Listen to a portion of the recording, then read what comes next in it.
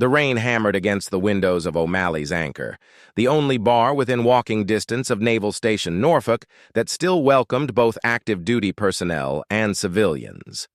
The neon sign buzzed and flickered in the stormy October evening, casting an unsteady blue glow across the wet pavement. Inside, the familiar sounds of clinking glasses, muffled conversations, and classic rock music created the comfortable atmosphere that had made the establishment a second home for sailors for over 30 years. Commander David Harrison sat at his usual spot at the far end of the mahogany bar, nursing his second bourbon and watching the condensation roll down the sides of his glass. At 45, he carried himself with the precise bearing that came from 23 years of naval service, though the lines around his gray eyes spoke of battles fought both at sea and within himself. His dress blue uniform was impeccable, every ribbon and decoration perfectly aligned, but tonight felt different. Tonight marked exactly 6 years since Operation Desert Shield, and the memories were pressing against his consciousness like water against a failing dam. The bartender, Mickey O'Malley himself, had been watching Harrison for the better part of an hour. The old Irishman had seen enough broken sailors to recognize the signs. "Another one, Commander?" he asked, his voice carrying the weight of genuine concern beneath its gruff exterior.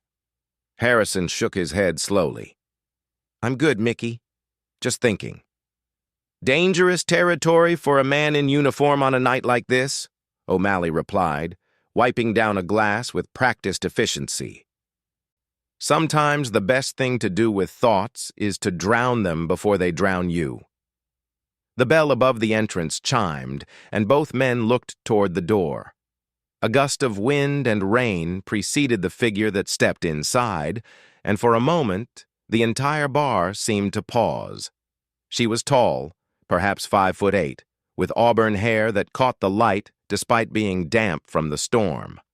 Her civilian clothes, dark jeans and a simple black jacket, couldn't hide the military bearing in her posture or the confident way she surveyed the room before making her way to the bar.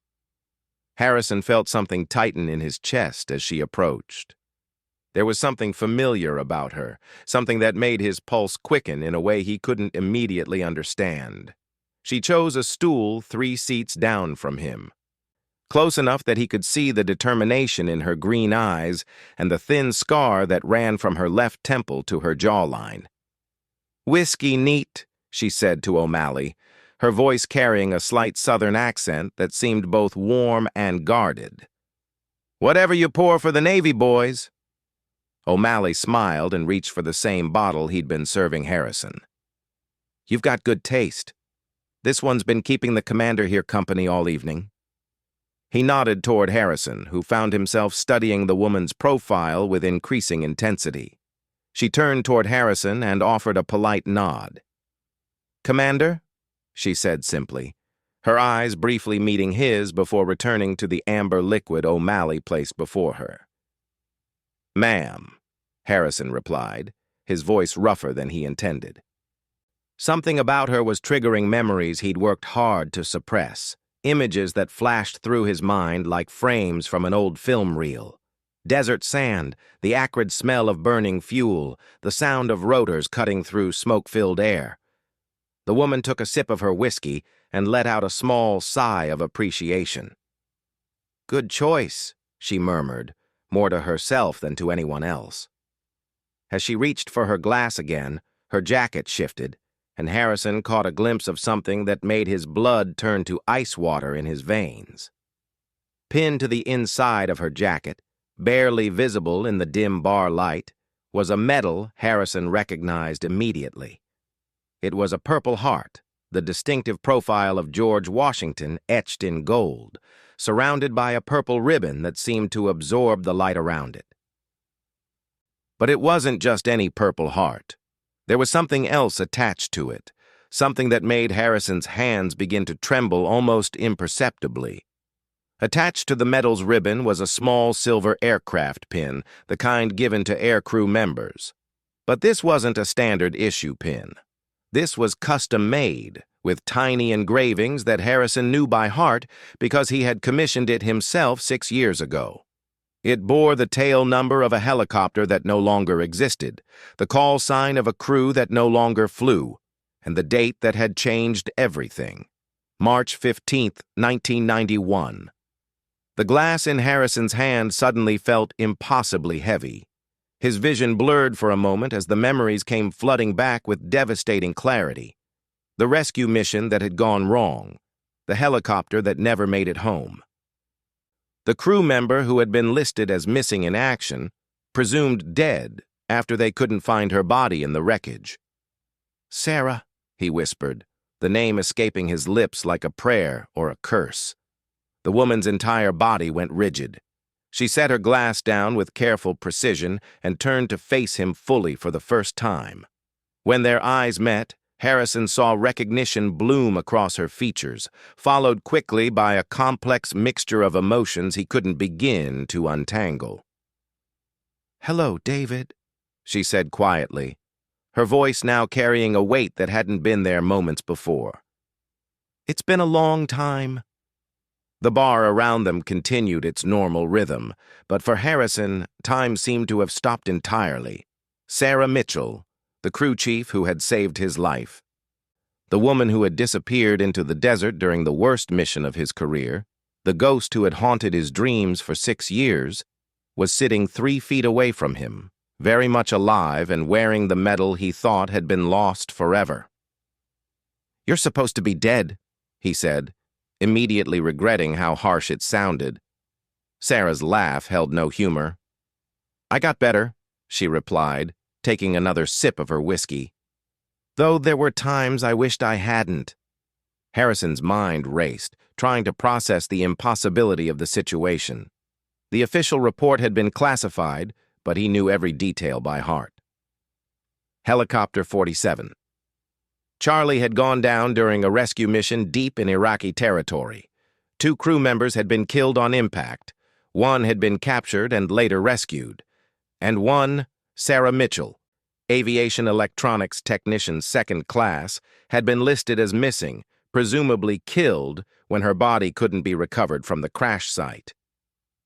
"The report said," Harrison began.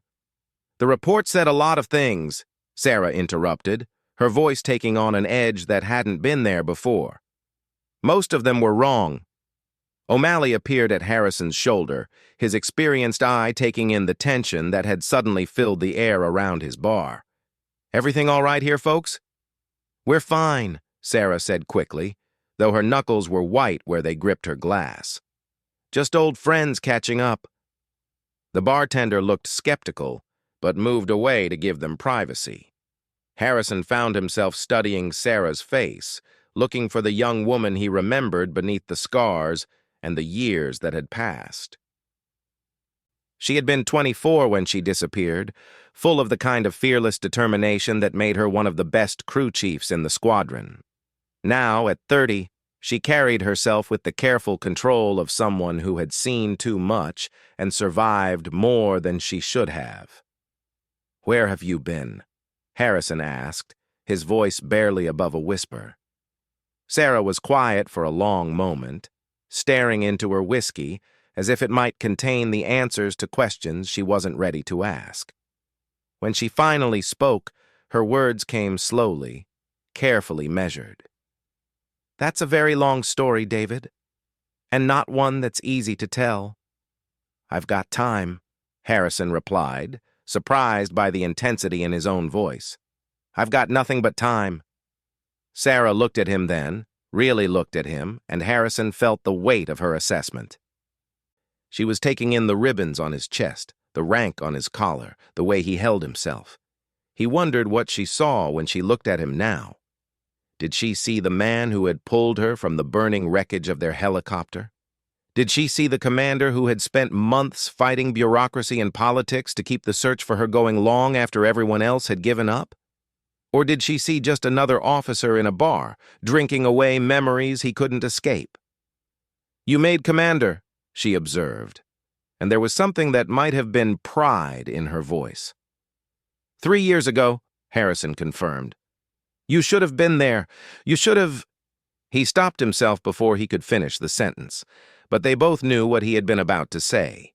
She should have been there because she should have been alive to see it. "I heard about the promotion," Sarah said softly. "I've been keeping track of some things, some people." The implication hit Harrison like a physical blow. "You've been alive all this time and you never—" "Never what?" Sarah's voice suddenly carried an anger that seemed to surprise even her. "Never called? Never wrote? Never showed up at your door to say, 'Surprise, I'm not actually dead'?" She shook her head, her auburn hair catching the light. "It wasn't that simple, David. Nothing about the last 6 years has been simple." Harrison felt his own anger rising to match hers. "Do you have any idea what we went through? What I went through? I spent 4 months fighting to keep search teams looking for you. 4 months being told that you were dead, that I needed to accept it and move on. I couldn't even hold a proper funeral because there was no body to bury." "You think I don't know that?" Sarah's voice was quiet, but intense. "You think I haven't carried that with me every single day since I crawled out of that desert?" The word "crawled" hung between them, heavy with implications that Harrison wasn't sure he was ready to explore. He looked at her again, noting details he had missed before. The way she favored her left side slightly when she moved. The careful way she positioned herself on the stool as if certain angles caused her discomfort. The small, precise movements of someone who had learned to manage chronic pain. "Sarah," he said, his anger dissolving into something that felt like grief. "What happened to you?" She was quiet for a long time. Long enough that Harrison began to wonder if she was going to answer at all. Around them, the bar continued its nightly rhythm. Sailors came and went, stories were told and retold, and the rain continued to pound against the windows. But in their small corner of the world, time seemed suspended, waiting for words that might explain the impossible. "The official story was that I died in the crash," Sarah finally said, her voice so low that Harrison had to lean closer to hear her. "And in a lot of ways, that story was true. The person I was before that mission, she did die in that desert." Harrison wanted to reach out to her, wanted to bridge the physical space between them, but something in her posture warned him to keep his distance. Instead, he waited, giving her the time and space she seemed to need to find her words. "I was conscious when the helicopter went down," Sarah continued, her eyes fixed on some point beyond the bar's mirror. "Conscious when the fuel caught fire. Conscious when the Iraqis showed up to investigate the crash site." She paused, taking a shaky breath. "They found Johnson and Martinez first, both dead on impact, just like the report said. They found Phillips trapped in the pilot's seat, still alive. And then they found me." Harrison felt his stomach clench as he began to understand the direction her story was taking. Phillips had been rescued 3 days after the crash, found by a special forces team and evacuated back to friendly territory. His story had been classified, but Harrison had read the reports. Phillips had been captured, interrogated, and tortured before his rescue. But Phillips had never mentioned Sarah being alive when the Iraqis found them. "Phillips didn't know," Sarah said, as if reading his thoughts. "I was thrown clear of the main wreckage when we hit, hidden in a cluster of rocks about 50 yards away. When the Iraqis found me, I was unconscious and bleeding from a head wound. They probably thought I was dead at first. But you weren't," Harrison said. Sarah's laugh was bitter. "No, I wasn't, though there were times over the next few months when I wished I had been." The way she said months made Harrison's blood run cold. According to the official reports, the area had been swept thoroughly within a week of the crash. Search and rescue teams had found no trace of a 4th crew member, living or dead. If Sarah had been captured by Iraqi forces and held for months, it meant she had endured far more than anyone had imagined possible. "Where did they take you?" Harrison asked, though part of him didn't want to know the answer. "North," Sarah replied simply. To a facility that officially didn't exist, the kind of place where they took people who weren't supposed to be found.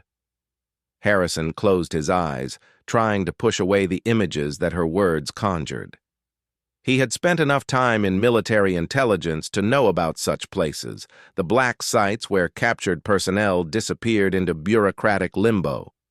Some emerged months or years later through prisoner exchanges or diplomatic negotiations. Others were never seen again. "How long?" he asked.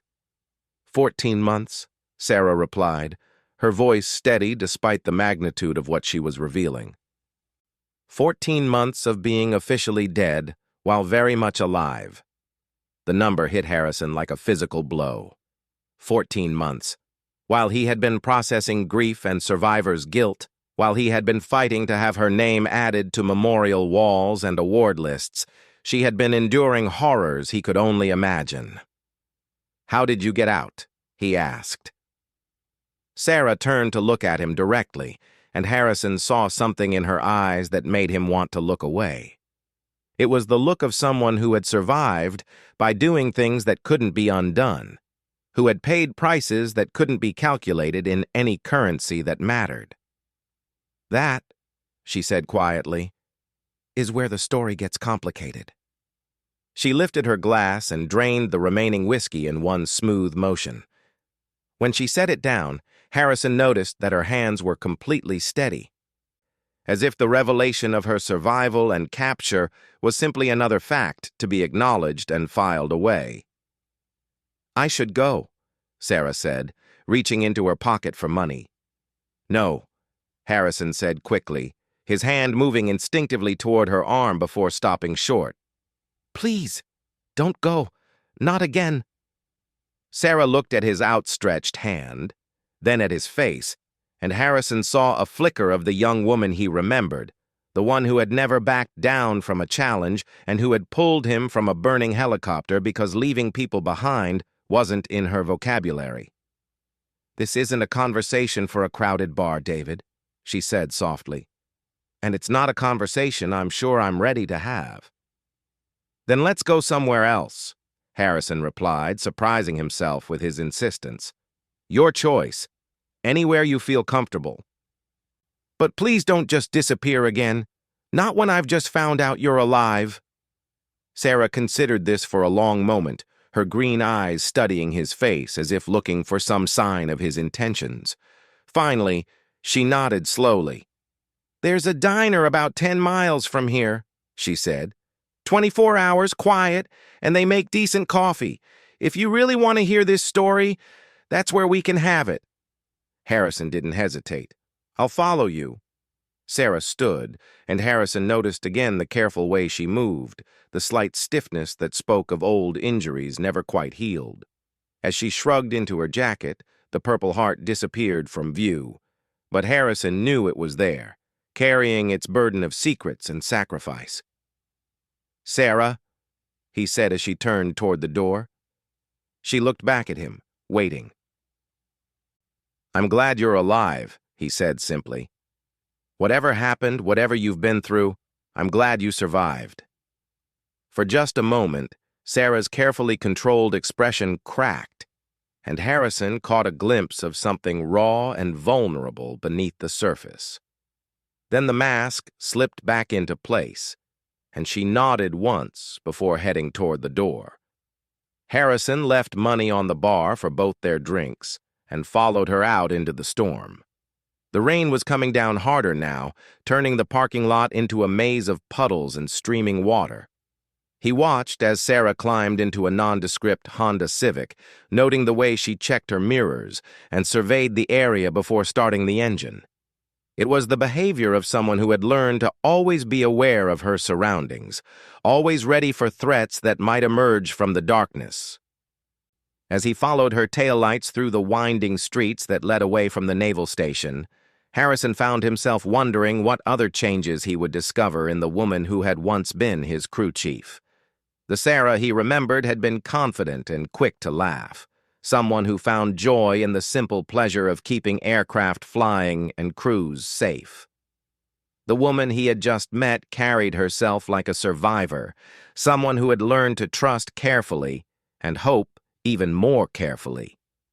But she was alive. After 6 years of guilt and grief, after 6 years of wondering what he could have done differently, Sarah Mitchell was alive. And tomorrow, if he was lucky, he might finally learn the truth about what had happened to her in that desert and what had brought her back into his life on this rainy October night.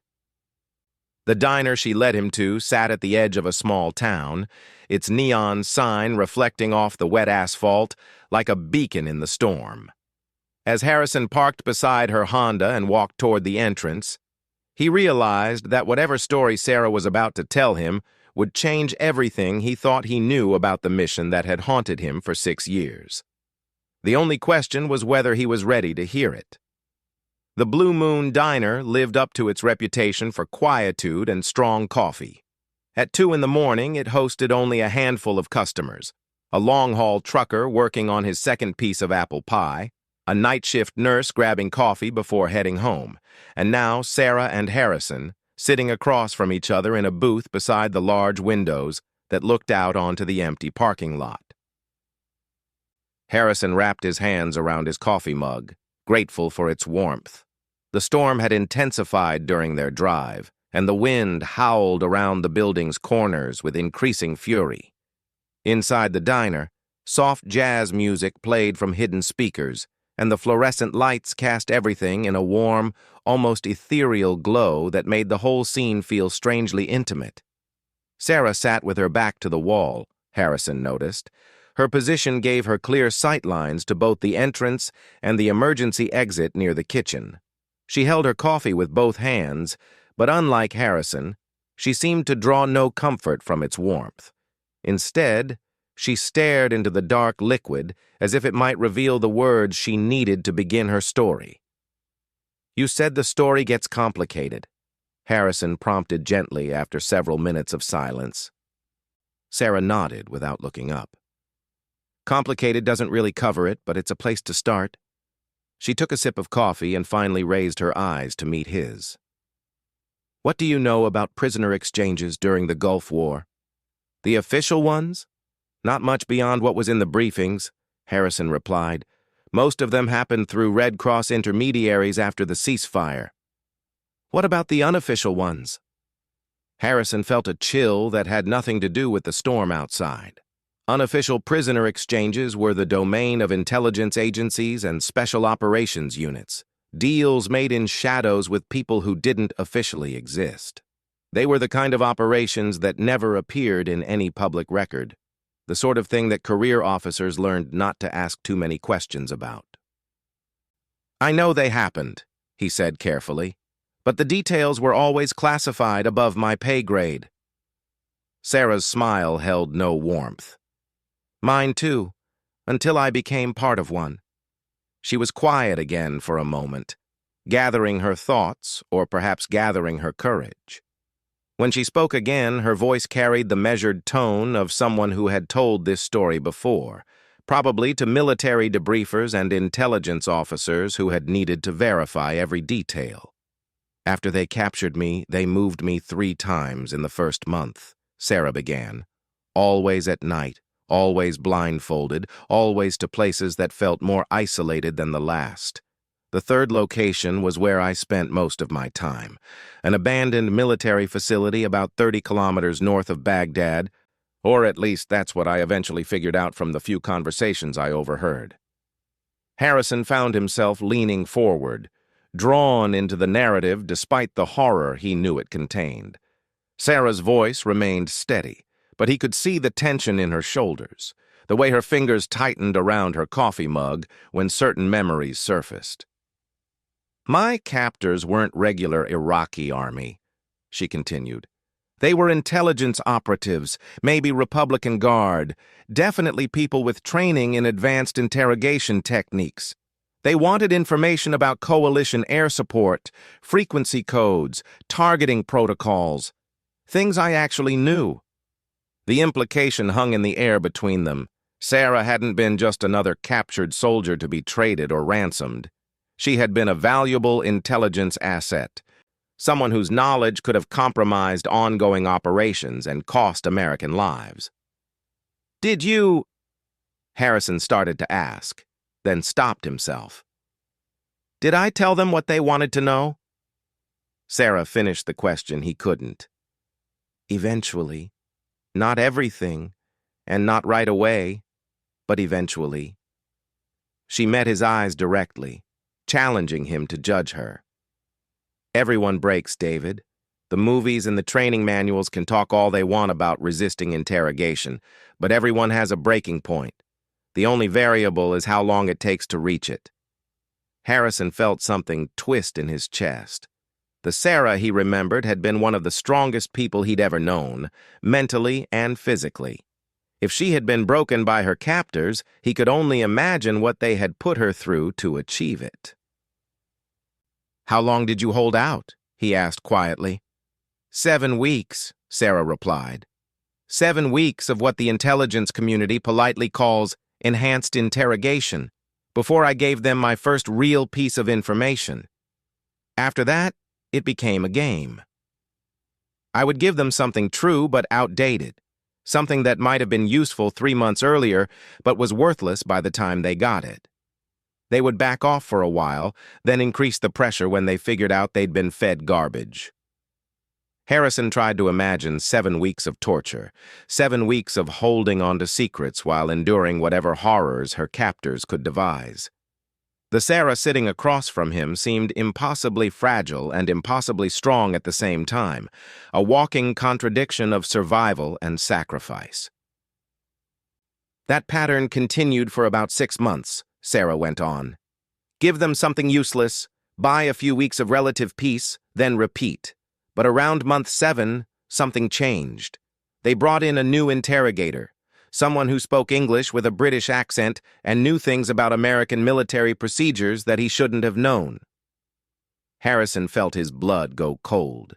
A British accented interrogator with inside knowledge suggested involvement by someone with access to classified information, possibly a defector or a compromised asset. It meant Sarah's captivity had become part of something much larger than a simple prisoner of war situation.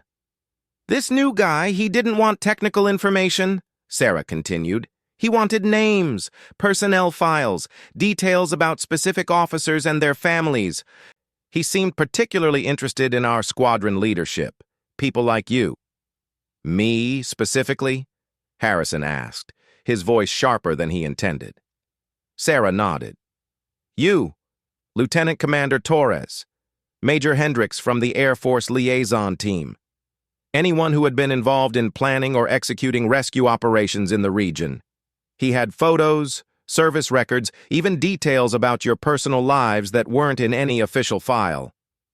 Harrison's mind raced as he tried to understand the implications. If Sarah's captors had been interested in specific personnel information, it suggested a targeted intelligence operation rather than opportunistic prisoner exploitation. Someone had wanted detailed information about the people responsible for combat search and rescue operations, possibly to compromise future missions or eliminate key personnel. "What did you tell him?" Harrison asked. "At first, nothing," Sarah replied. "But this guy was different from the others, smarter, more patient. He knew exactly which pressure points to use and when to use them. And he had something the others didn't have." "What?" Sarah's voice dropped to barely above a whisper. "Time. He wasn't in a hurry to get information. He could afford to wait, to wear me down slowly.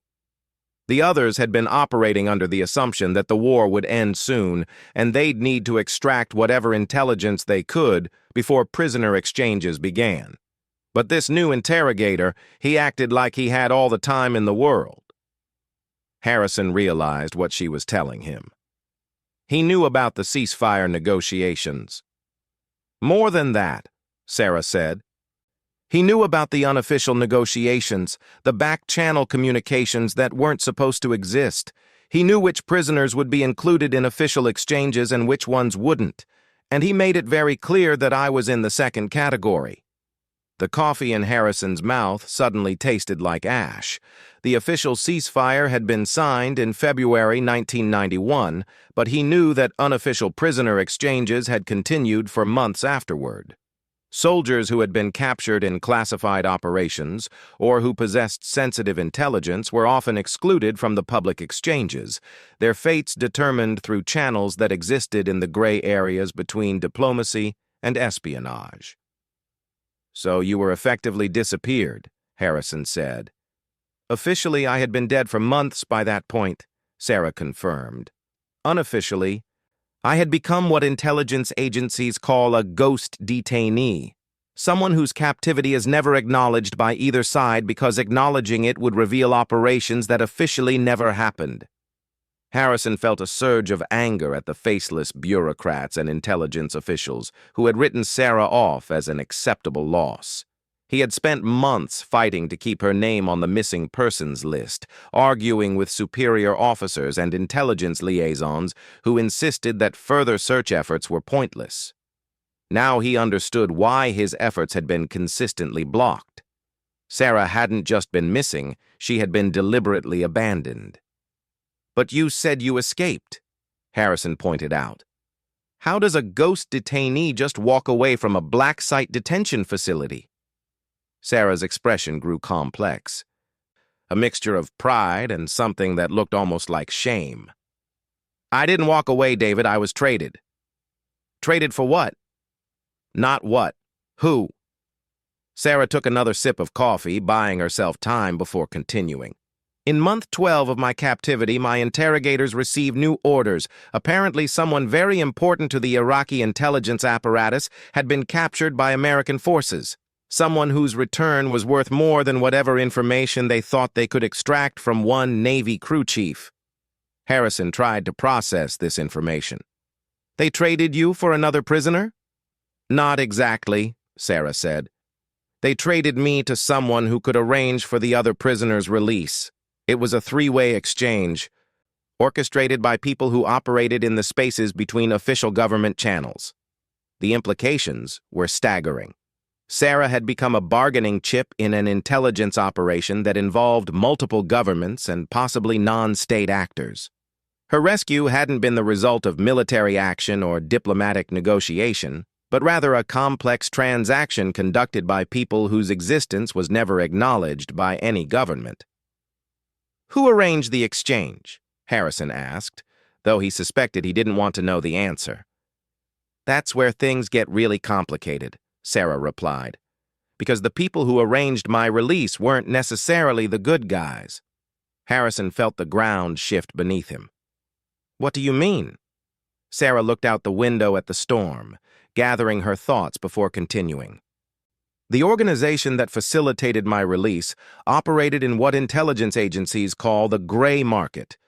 They weren't state actors, but they weren't exactly criminals either.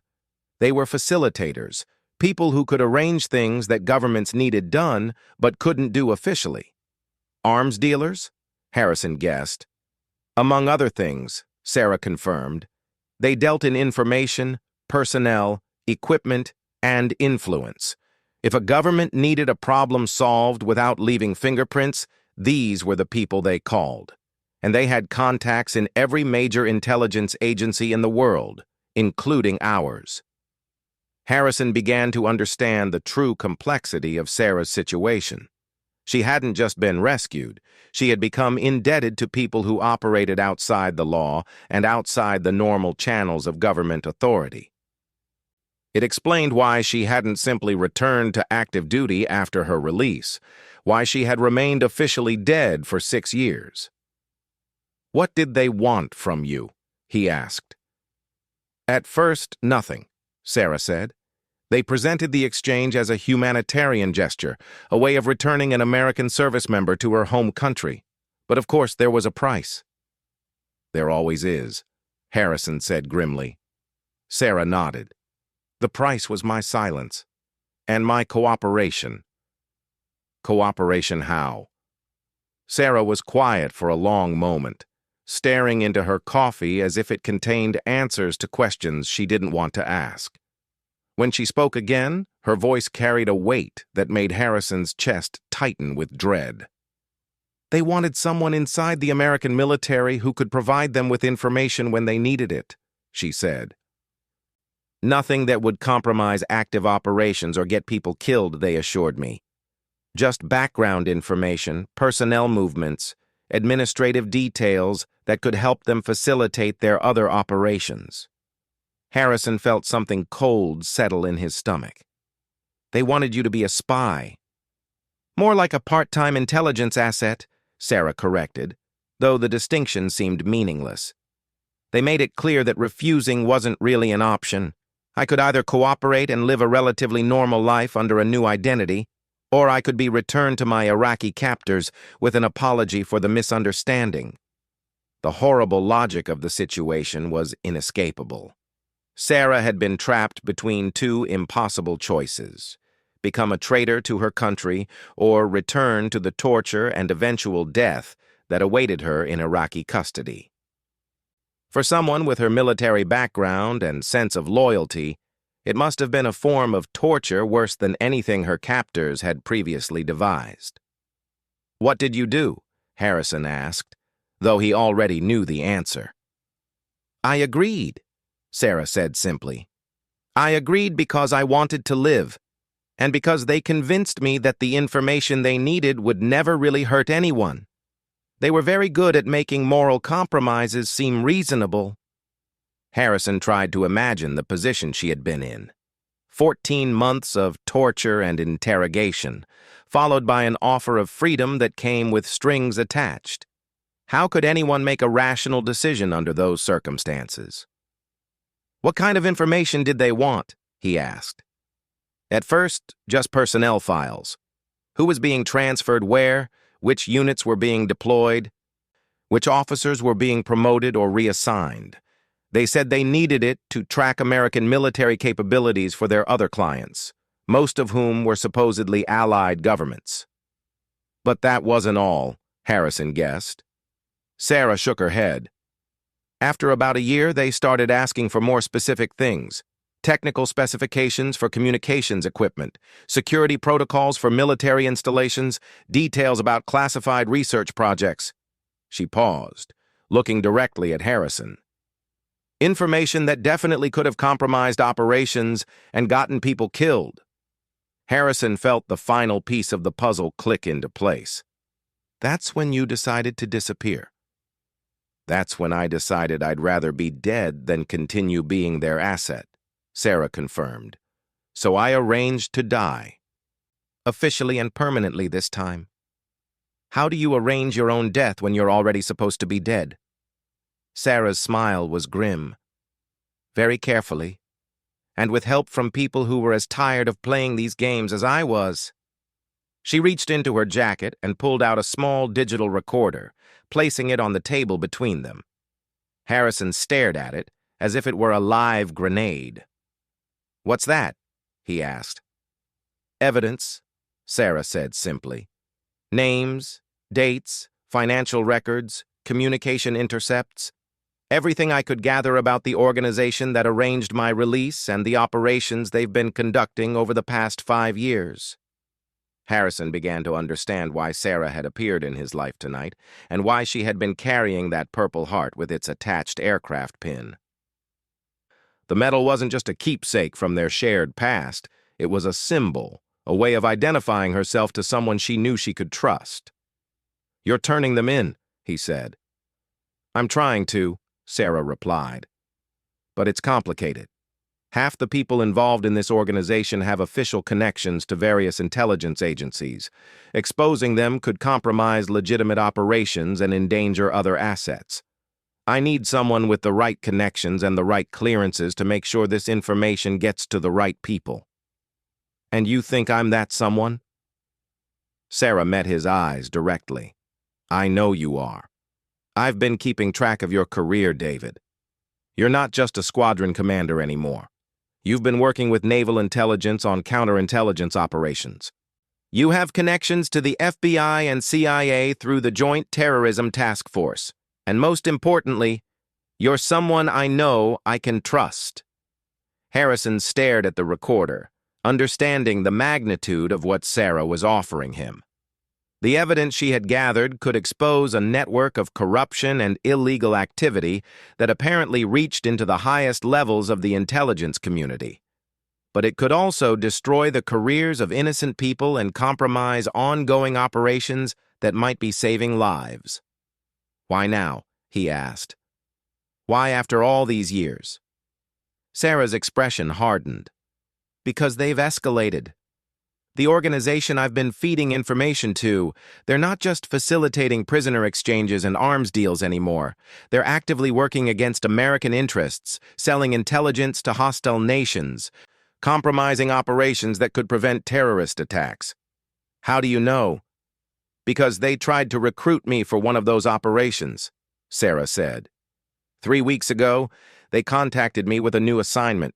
They wanted me to help them identify and compromise a CIA operation in the Middle East, something that could have gotten dozens of American agents killed.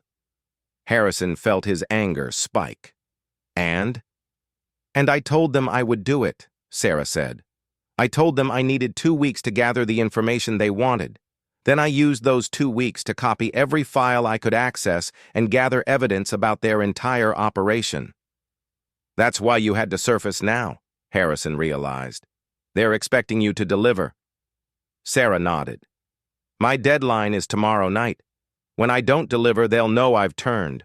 After that, I probably won't live long enough to testify against anyone." The weight of the situation settled over Harrison like a physical presence. Sarah wasn't just asking for his help. She was asking him to save her life while simultaneously handing him evidence that could unravel one of the most complex intelligence operations he'd ever heard of. "What exactly are you asking me to do?" he said. "Get this information to the right people," Sarah replied, touching the recorder. "People who can act on it without compromising ongoing operations, and help me disappear one more time, hopefully for good this time." Harrison looked at the woman across from him, trying to reconcile the Sarah he remembered with the intelligence asset she had been forced to become. 6 years ago, she had been a Navy crew chief who had saved his life during a rescue mission. Now she was offering to risk everything to prevent a terrorist attack and expose a criminal organization that had exploited her suffering for their own gain. "If I do this," he said slowly, "if I help you expose these people, what happens to you?" Sarah's smile was sad but determined. "I disappear, completely this time. New identity, new life, somewhere far away from all of this. And we never see each other again?" "That's probably for the best," Sarah said softly. "I've brought nothing but trouble into your life, David. 6 years ago, and now." Harrison wanted to argue with her, wanted to tell her that she had saved his life, and that nothing she had done since changed that fact. But he could see the resolve in her eyes, the decision she had already made about her future. Instead, he reached across the table and covered her hand with his. "You didn't bring trouble into my life, Sarah. You brought hope." For a moment, her carefully maintained composure cracked, and Harrison saw the young woman he remembered, the one who had pulled him from a burning helicopter because leaving people behind wasn't in her vocabulary. "Will you help me?" she asked quietly. Harrison looked at the recorder, then at Sarah's face, then out at the storm that continued to rage around the diner. Tomorrow, he would have to make decisions that could affect national security and potentially save lives. Tonight, he had found the answer to a mystery that had haunted him for 6 years. "Yes," he said simply. "I'll help you." The next 18 hours passed in a blur of secure phone calls, encrypted file transfers, and hastily arranged meetings in locations that didn't officially exist on any government directory. Harrison had called in every favor he'd accumulated during his 23-year career, reaching out to contacts in naval intelligence, the FBI's counterintelligence division, and the CIA's domestic operations unit. By 6 o'clock the following evening, Sarah's evidence had been verified, cross-referenced, and distributed to the appropriate agencies. The digital recorder she had placed on the diner table contained enough information to unravel a criminal network that had been operating in the intelligence gray market for over a decade. Names, dates, financial records, and communication intercepts painted a picture of corruption that reached into multiple government agencies and several allied nations. Now Harrison sat in the same booth at the Blue Moon Diner, waiting for Sarah to arrive for what they both knew would be their final meeting. The storm had passed, leaving behind a clear October evening with stars visible through the diner's windows. The normal late-night crowd was lighter than usual, just a couple of truckers and a state police officer grabbing dinner between patrol rounds. Sarah appeared at exactly 7 o'clock, sliding into the booth across from Harrison with the same careful positioning she had used the night before.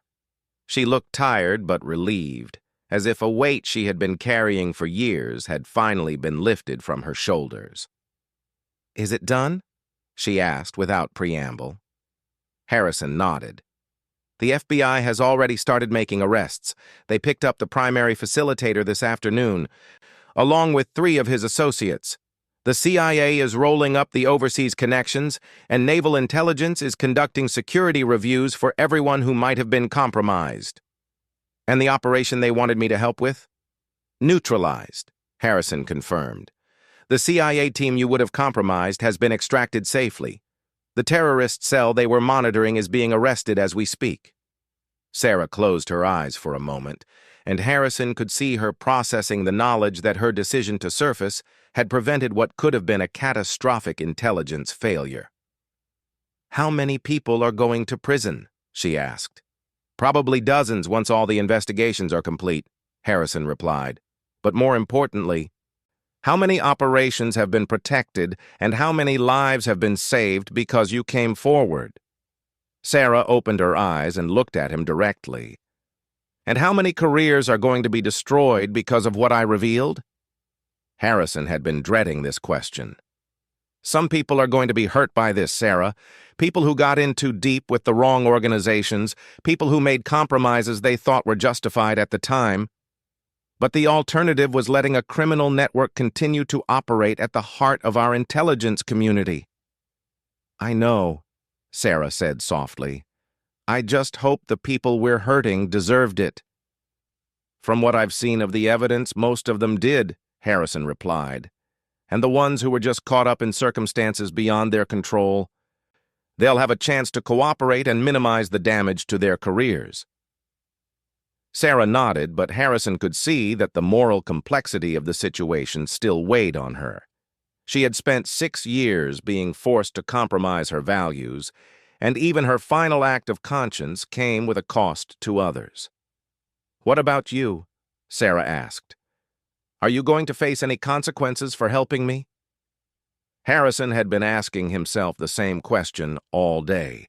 His involvement in exposing the network had been praised by his superiors, but he had also violated several protocols by meeting with Sarah without authorization and by handling classified information outside official channels.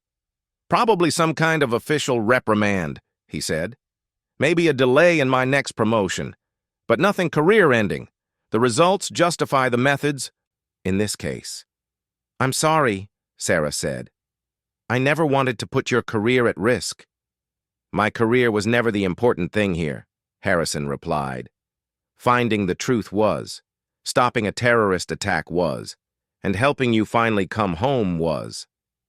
Sarah's smile was sad. "Except I'm not coming home, am I?" "Not really." Harrison had been trying not to think about this part of the evening.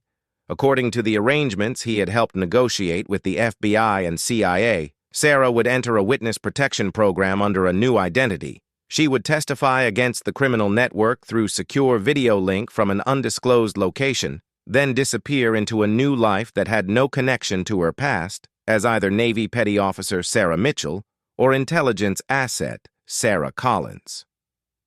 "Where will you go?" he asked. "Somewhere quiet," Sarah replied. "Somewhere I can have a normal life, maybe teach school or work in a library. Somewhere no one will know who I used to be." "And you'll be safe?" Sarah nodded. The FBI has very good people working on witness protection, and once the criminal network is dismantled, there won't be anyone left who has a reason to look for me. Harrison wanted to argue with her decision, wanted to convince her to stay and rebuild her life under her real name. But he understood the price she had paid for survival, the compromises that had been forced on her, and the impossibility of returning to a normal military career after what she had experienced. "Will I ever see you again?" he asked. Sarah shook her head. "It's better if we don't, for both of us. You have a career to protect, and I have a life to build. Clean breaks are easier than long goodbyes." Harrison felt something twist in his chest, the same sensation he had experienced 6 years earlier when he had been forced to accept that Sarah was dead. Except this time, she would be alive somewhere, living a life he would never be part of. "Sarah," he said, reaching across the table to take her hand, "I want you to know that what happened to you, what you were forced to do, it doesn't change who you are. You're still the person who saved my life. You're still the person who chose to risk everything to prevent a terrorist attack. You're still a hero." Sarah's eyes filled with tears she didn't let fall. "I don't feel like a hero, David. I feel like a survivor who did terrible things to stay alive." "Surviving isn't a crime," Harrison said firmly. "And the things you did them under coercion. No one who knows the full story could judge you for the choices you made." "The full story is classified," Sarah pointed out. "Most people will never know what really happened. Then they'll have to settle for knowing that you helped save lives and expose a criminal organization," Harrison replied. "That's not a bad legacy." Sarah squeezed his hand, then gently pulled away. "I have to go soon," she said. "My FBI contact is meeting me at 8 o'clock to begin the transition process." Harrison nodded, understanding that their time together was almost over. "Before you go, I want to give you something." He reached into his jacket and pulled out a small jewelry box. Inside was a replacement for the aircraft pin that had been attached to her Purple Heart, the one she had carried as a way of identifying herself to him. This new pin was identical to the original, engraved with the same tail number and call sign, but it also bore a new inscription on the back. "For Sarah Mitchell, who never left anyone behind." Sarah stared at the pin for a long moment, then looked up at Harrison with an expression that combined gratitude and grief. "I can't take this," she said softly. "You have to," Harrison replied. "It's not just a memorial anymore, it's a promise. No matter where you go, no matter what name you use, you'll always be part of our crew. You'll always be family." Sarah took the pin from the box and held it up to the light. The gold aircraft gleamed against her palm, and Harrison could see her reading the inscription on the back. "Thank you," she whispered. She pinned the aircraft to the inside of her jacket, next to her Purple Heart, then looked at Harrison with eyes that held 6 years of pain and hope and determination. "I should go," she said. "Wait," Harrison said, pulling out his wallet. He extracted a business card and wrote something on the back. "This is my personal email address. If you ever need anything at all, you send me a message. I'll find a way to help." Sarah took the card and tucked it into her pocket. "And if you ever want to know that I'm okay, have someone in Naval Intelligence run a search for news stories about a small-town teacher who wins awards for helping military children transition to civilian schools. That's the kind of life I'm planning to build." Harrison smiled at the image. It suited her. This plan to help other people navigate difficult transitions. It was exactly the kind of work someone with her experience and compassion would gravitate toward. "That sounds perfect," he said. Sarah stood up, and Harrison followed suit. For a moment, they faced each other across the booth, two people whose lives had been shaped by a shared trauma and whose paths were about to diverge permanently. "David," Sarah said, her voice carrying all the weight of everything they couldn't say. "Thank you for saving my life 6 years ago, and for saving it again today. Thank you for trusting me with the truth, Harrison replied, and for having the courage to do the right thing, even when it cost you everything. Sarah nodded once, then turned and walked toward the diner's entrance. Harrison watched her go, noting the confident set of her shoulders and the purposeful stride that spoke of someone who had finally taken control of her destiny. At the door, she turned back to look at him one final time. Their eyes met across the diner, and Harrison saw not the broken survivor he had feared to find, but the strong, determined woman who had pulled him from a burning helicopter 6 years earlier. She raised her hand in a small wave, then stepped out into the October night. Harrison remained standing by the booth for several minutes after she left, watching through the window as her Honda disappeared down the highway toward whatever new life awaited her. When he could no longer see her taillights, he sat back down and finished his coffee, thinking about second chances and the different forms that heroism could take. 3 weeks later, Harrison received notification that he had been selected for promotion to captain, with a commendation for his role in exposing a criminal network that had compromised multiple intelligence operations.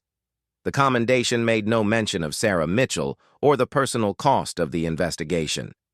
In the official record, his success was attributed to excellent tradecraft and interagency cooperation. 6 months later, Harrison was transferred to the Pentagon to work on a joint task force focused on preventing intelligence leaks and identifying foreign assets within the American military. It was challenging work that drew on everything he had learned during the Sarah Mitchell investigation, and he threw himself into it with the dedication of someone who had seen the real-world consequences of intelligence failures. 1 year later, while conducting a routine internet search for his hometown newspaper, Harrison came across a small article about a high school teacher in Montana who had received a state award for her work with children from military families. The teacher's name was Jennifer Walsh, and her photograph showed a woman with auburn hair and green eyes who looked remarkably peaceful as she stood surrounded by smiling students. At the bottom of the article was a quote from the award winner. "Every student deserves someone who won't leave them behind," she had told the reporter. "Sometimes the most important thing you can do for someone is help them find their way home."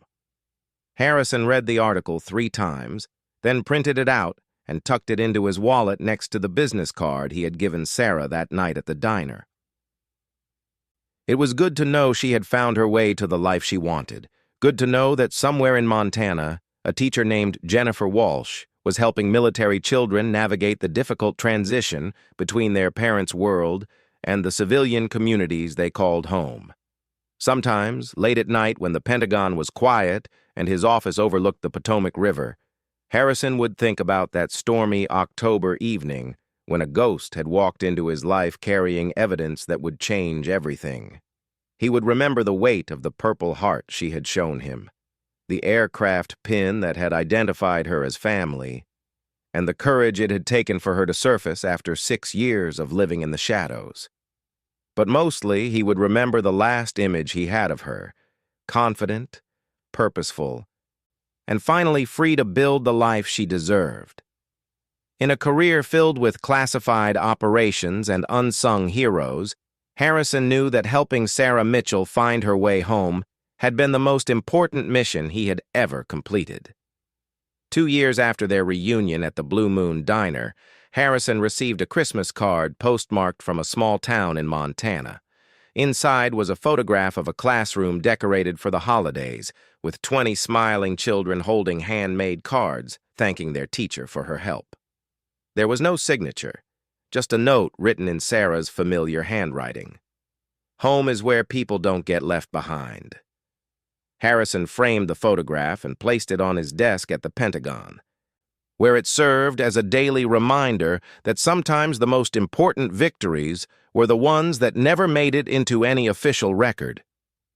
Every time he looked at those smiling children, he thought about their teacher and the long journey that had brought her to that classroom, and he knew that somewhere in Montana, a woman named Jennifer Walsh was living proof that heroes came in many forms, and that coming home was sometimes the greatest mission of all. On quiet nights, when the weight of classified operations pressed too heavily on his shoulders, Harrison would look at that photograph and remember what Sarah had taught him about survival, sacrifice, and the courage it took to start over. She had shown him that heroism wasn't just about dramatic rescues or dramatic sacrifices, but also about the daily choice to keep moving forward, to build something good from the pieces of a broken life, and to help others find their way when the path seemed impossible to navigate. In the end, that was Sarah Mitchell's true legacy. Not just the criminal network she had helped expose or the lives she had saved by coming forward, but the children she taught, and the families she helped, and the quiet proof she offered every day that it was possible to come home even after being lost for a very long time. And sometimes that was the most important kind of heroism of all.